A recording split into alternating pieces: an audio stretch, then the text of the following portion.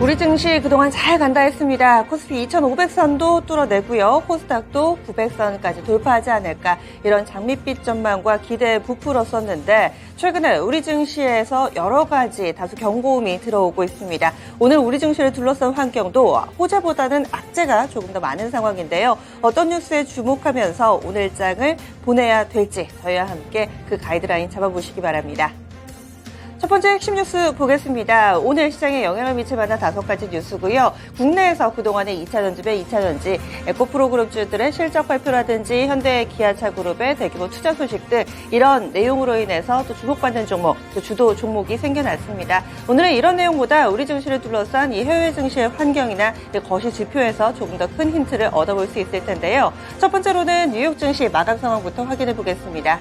3대 지수 나란히 밀렸습니다. 근래 들어서 한중일뿐 아니라 미국 증시와 비교해봤을 때도 우리 증시가 상대적으로 강한 움직임을 나타내서 비교적 약한 커플링 분위기를 보여줬었는데 오늘장은 미국 증시에서 보내는 시그널을 조금 더 잘 읽어보셔야 되겠습니다. 다우가 0.11% 밀렸고요. S&P 500 지수 0.4%, 기술주 중심의 나스닥 지수가 0.85% 하락했습니다. 특히나 이렇게 3대 지수 가운데서도 나스닥이 많이 밀렸는데요. 반도체주 그리고 또 기술주 이런 전기차 관련된 종목군들이 하락하는 흐름 뚜렷하게 나타났습니다. 구체적으로 원인은 두 가지로 볼 수가 있습니다. 미국의 CPI 발표가 됐고요. 그리고 의사록 하나씩 좀 짚어보시죠. 사실 CPI는 나쁘지 않았습니다. CPI가 5% 정도대로 나왔습니다. 시장 예상치가 5.2% 전년 대비해서 오르지 않을까 이거였는데요. 시장 예상보다도 하회한 수준으로 발표가 되면서 이제 물가 걱정은 안 해도 되겠다. 인플레는 둔화되고 있구나. 이렇게 시장에서는 해석이 됐습니다. 그도 그럴 법한 것이 현재 차트 모양 보시면은요. 뚜렷하게 이 인플레, CPI 같은 경우는 꺾이는 모습을 보여주면서 이전 달까지만 하더라도 6%였습니다. 그런데 이 부분이 이제는 5%대 초반까지 밀려 내려오면서 다음 달에는 4% 정도까지 진입할 수 있지 않을까 기대가 있습니다. 그럼에도 불구하고 이런 부분들 최근 들어서 오펙 플러스 쪽에서 감산을 추가적으로 발표를 했고요. 이런 내용 속에서 국제 유가를 비롯한 상품 가격은 간밤에 큰 폭의 상승 움직임을 나타냈습니다. 인플레 다시 한번 더 신경을 써야 하는 그런 상황이 됐고요. 그리고 사실 CPI는 시장의 악재는 아니었습니다. 결과적으로 눌렀던 부분은 이 FOMC 의사록이었는데 이 내용도 점검해 보시죠.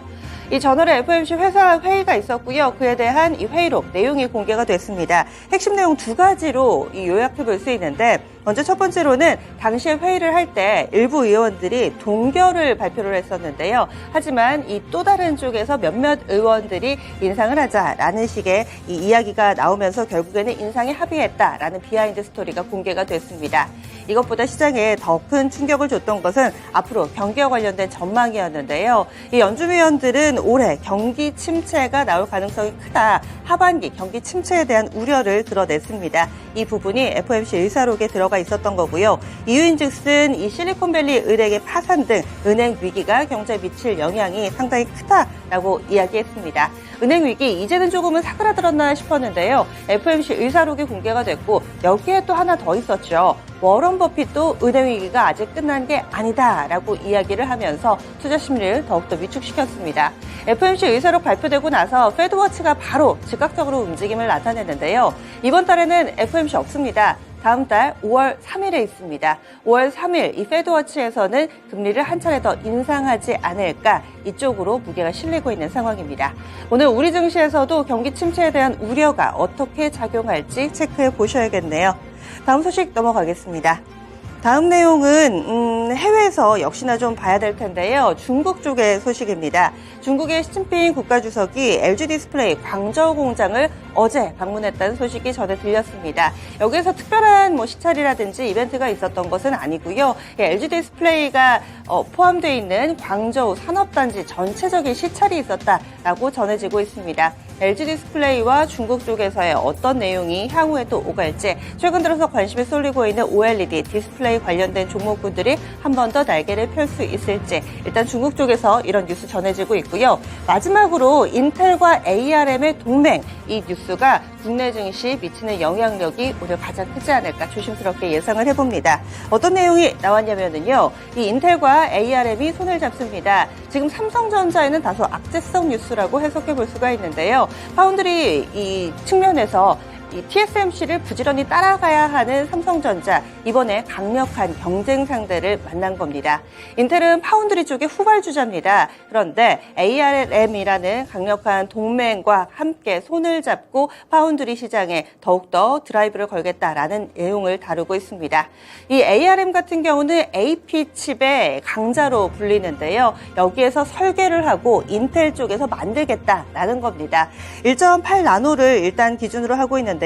이 칩을 양산하는 데 성공할 경우에는 인텔이 파운드리 시장에서 후발주자기는 하지만 그 입지를 공고히 하게 된다라고 시장에서는 보고 있습니다. 현재까지 파운드리 시장에서 인텔의 입지는 사실상 미미한 수준입니다.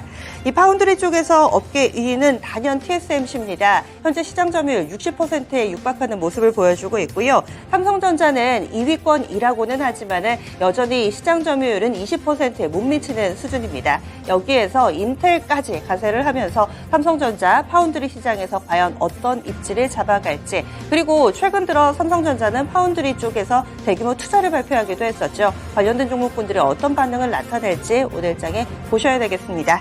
관련주 정리하겠습니다. 삼성전자와 DB하이텍 있습니다. DB하이텍도 대표적인 이 파운드리 업체로 분류가 되죠. 이 종목은 또 한 자릿수대 점유율을 가지고는 있는데 국내 대표적인 파운드리 업체로서 이번 뉴스가 악재로 작용할 만한 종목이고요. 그 밖에도 AD테크놀로지, 하나마이크로는 삼성전자의 또 벤더사로서 영향을 받을 수 있는 그런 종목군으로 분류되고 있습니다. 이렇게 해서 국내 핵심 뉴스 체크해봤습니다. 오늘도 개장은 증권통과 함께 하시죠.